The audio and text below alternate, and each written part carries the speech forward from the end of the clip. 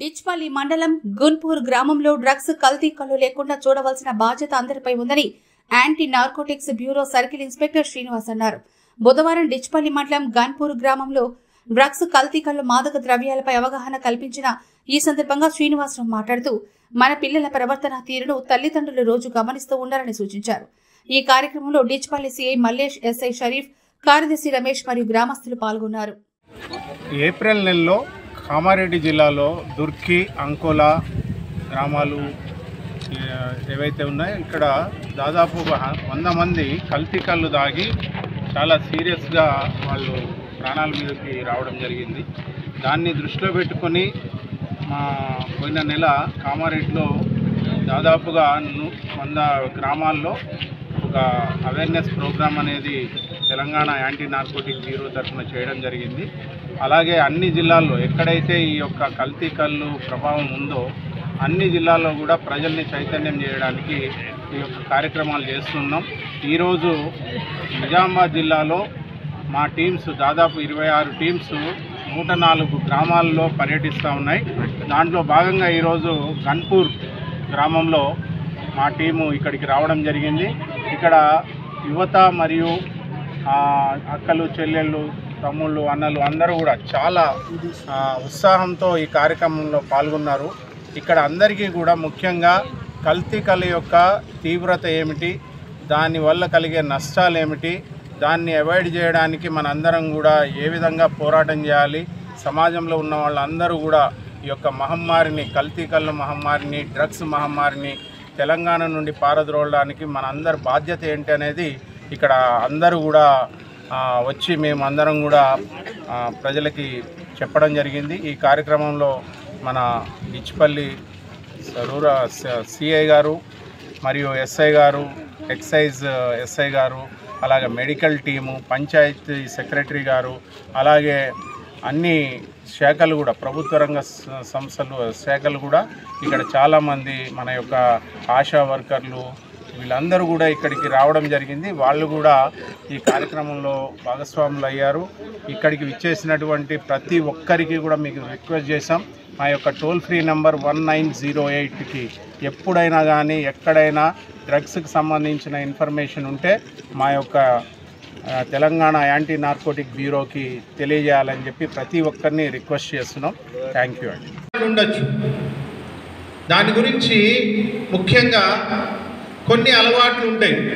అవి ఇమ్మీడియట్గా మనిషిని జీవితాన్ని అంటే మనిషి ప్రాణం తీయవు. మెల్లమెల్లగా కొన్ని సంవత్సరాల తర్వాత దాని ప్రభావాలు కనిపిస్తూ ఉంటాయి. కానీ కొన్ని అలవాట్ల వల్ల మనిషి అతి త్వరగా చిన్న వయసులోనే చనిపోయే ప్రమాదం ఉంటుంది. అలాంటి పదార్థాల్లో ముఖ్యమైనది డ్రగ్స్. ఈ డ్రగ్స్ ఎంత డేంజర్ అంటే అది తీసుకునే మోతాదు కంటే కొంచెం ఎక్కువ తీసుకుంటే వెంటనే మనిషి గుండె ఆగిపోతుంది, మనిషి వెంటనే చనిపోతాడు. అంత తీవ్రమైంది డ్రగ్స్. అయితే ఈ డ్రగ్స్ గురించి తెలంగాణ ప్రభుత్వం ఒక సపరేట్ డిపార్ట్మెంట్ని ఏర్పాటు చేయడం జరిగింది. డ్రగ్స్ని తెలంగాణ నుండి పారద్రోలాలి, అట్లనే ఇక్కడ దీన్ని అంతమొందించాలి అనేది ఈ యొక్క డిపార్ట్మెంట్ యొక్క లక్ష్యంగా మా డిపార్ట్మెంట్ స్టార్ట్ అయింది. దాని పేరు తెలంగాణ యాంటీ నార్కోటిక్ బ్యూరో. దీని ముఖ్య ఉద్దేశం ఏంటంటే డ్రగ్స్ని తెలంగాణ నుండి ఎట్టి పరిస్థితుల్లో మనం పారద్రోలాలి. అయితే దీంట్లో ముఖ్యంగా డ్రగ్స్ అని ఎందుకు వాడుతున్నా అంటే డ్రగ్స్లో యువత ఈ రోజుల్లో ముఖ్యంగా గాంజాయి అనేది విచ్చలవిడిగా ఉపయోగిస్తూ ఉన్నారు. అది మన దగ్గర పండదు. అది ఆంధ్ర బోర్డర్లోనూ వేరే రాష్ట్రాల నుండి ఇక్కడికి దిగుమతి అవుతుంది. అట్లానే కొన్ని కెమికల్ ఫ్యాక్టరీస్లో కూడా డ్రగ్స్ తయారు చేసి చాలా వస్తువుల్లో వాటిని కలపడం వల్ల ప్రజల ఆరోగ్యం నాశనం అవుతూ ఉంది. దాంట్లో మా డిపార్ట్మెంటు ఏర్పాటు అయిన తర్వాత ఎంతోమంది ఇలాంటి డ్రగ్స్ అమ్మేవాళ్ళు, తయారు చేసేవాళ్ళు వీళ్ళందరినీ కూడా పట్టుకోవడం జరిగింది, జైల్లో వేయడం జరిగింది. అయితే ముఖ్యంగా ప్రస్తుతము మా డిపార్ట్మెంటు వాళ్ళని పట్టుకోవడము, జైల్లో వేయడమే కాకుండా ప్రజల్లో చైతన్యం తీసుకురావాలి. ఈ యొక్క పోరాటం అనేది, డ్రగ్స్ని అంతమొందించడం అనేది పోలీస్ డిపార్ట్మెంట్తో సాధ్యం కాదు. ఖచ్చితంగా పోలీస్ మాత్రమే చేస్తే సాధ్యం కాదు. పోలీసుతో పాటు ప్రజలు కూడా కలిసి కంబైన్డ్గా అందరం కలిసి పోరాడితేనే ఈ డ్రగ్స్ని మనం అంతమొందించగలుగుతాం. ఎందుకంటే ఇది మామూలు విషయం కాదు, ఇది ఒక మహమ్మారి. మీ అందరికీ తెలుసు, కరోనా వచ్చింది.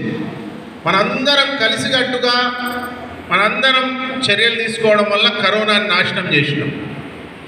అలాగే డ్రగ్స్ను కూడా అంతమొందించాలంటే అందరం కలవాలి. ఎందుకు కలవాలంటే మన బిడ్డల్ని కాపాడుకోవాలి, మనం పిల్లల్ని కాపాడుకోవాలి, మన యువతని కాపాడుకోవాలి. వాళ్ళ జీవితం ఎంతో ఉంది.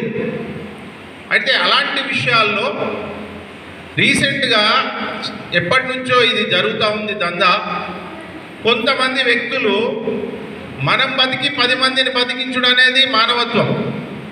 కానీ నేను ఎక్కువ పైసలు సంపాదించడం కోసం ఎదుటివాడు చచ్చినా పర్లేదు, వాడు ఏమైపోయినా పర్లేదు, ప్రజలు నాశనం అయిపోయినా పర్లేదు అని చెప్పి ఈ యొక్క కల్తీ కల్లుని, డ్రగ్స్ కలిపిన కల్లుని ప్రజలకి తాపి వాళ్ళ ప్రాణాలతో చెలగాటం ఆడుతూ ఉన్నారు. ఇది చాలా తప్పు. మీ అందరికీ తెలిసింది, ఇప్పుడు మనకి సహజమైనటువంటి కళ్ళు తాటి చెట్ల నుండి, ఈత చెట్ల నుండి అది వచ్చేది. అప్పట్లో తాగేటోళ్ళు ఓకే, ఆరోగ్యం. కానీ చాలా రోజుల నుండి ఈ కళ్ళు దందా కెమికల్ సిస్టంలోకి వెళ్ళిపోయింది. అంటే కెమికల్స్ కలుపుతూ కళ్ళును తయారు చేస్తున్నారు. ఆర్టిఫిషియల్ కళ్ళు అంటారు, అది కృత్రిమ కళ్ళు. అయితే ఇది ఫస్ట్లో తయారు చేసినప్పుడు మెల్లమెల్లగా ఓకే, ఏదో నడిచేది. కానీ ఇప్పుడు ఏమవుతుందంటే వాళ్ళు డబ్బు మీద యాసతో తాగినోడు మళ్ళా వాడి షాప్కి రావాలి, ఒకటి తాగినోడు ఇంకా ఎక్కువ తాగాలి. మరి దానికి ఏం చేయాలి అని చెప్పి దాంట్లో డ్రగ్స్ని కలపడం షురూ చేసి, ఈ డ్రగ్స్ అనేది ఇందాక చెప్పినట్టు క్లోరోఫామ్ ఒకటి ఉంటుంది, డైజోఫామ్, అలాగే ఆల్ఫాజోల్. ఇవి కెమికల్స్. వీటిని ఫ్యాక్టరీల్లో తయారు చేసి వాటిని వీళ్ళు వచ్చుకొని ఈ యొక్క నీళ్ళలో, ఇందాక మన ఎస్ఐ గారు, సిఐ గారు చెప్పినట్టు, అది ఎంత పవర్ఫుల్ అంటే గింతంత ఆల్ఫాజోలం కానీ డైజోఫామ్ కానీ ఒక్క 1/2 గ్రామ్ అంటే గింత ఉంటుంది, దాంట్లో సగం నాలుక మీద పెట్టుకుంటే మనిషి చచ్చిపోతాడు. గింతంత నాలుక మీద పెట్టుకుంటే మనిషి చచ్చిపోతాడు. అది ఆ డ్రగ్ యొక్క పవర్ఫుల్, అది దాని యొక్క కెపాసిటీ. అయితే వీళ్ళు ఏం చేస్తారు, 1 గ్రాము అంటే గింతంత దాన్ని 4000 బాటిల్స్లో కలుపుతారు. 1 గ్రాము దాని ధర 1000 రూపాయలు. 1 గ్రామ్ని 4000 బాటిల్స్లో కలిపి ఒక్కొక్కటి 20 రూపాయల లెక్కన అమ్ముతారు. ఎంతనో ధర నాకు ఇక్కడ తెలియదు. అది అంటే 80,000 అవుతుంది. 1 గ్రాము 4000 బాటిల్స్ ఇంటూ 20, 80,000. అంటే వానికి 1000 రూపాయలకి 80,000 వస్తుంది.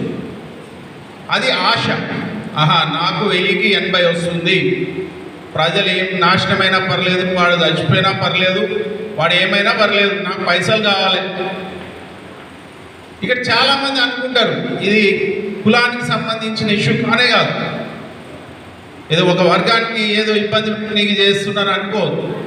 ప్రజల ప్రాణాలు కాపాడటమే ప్రభుత్వ బాధ్యత. ఏ ప్రభుత్వం అయినా కానీ, ప్రభుత్వం అంటే ప్రజల్ని కాపాడుకోవాల్సిన బాధ్యత ప్రభుత్వం మీద ఉంటుంది.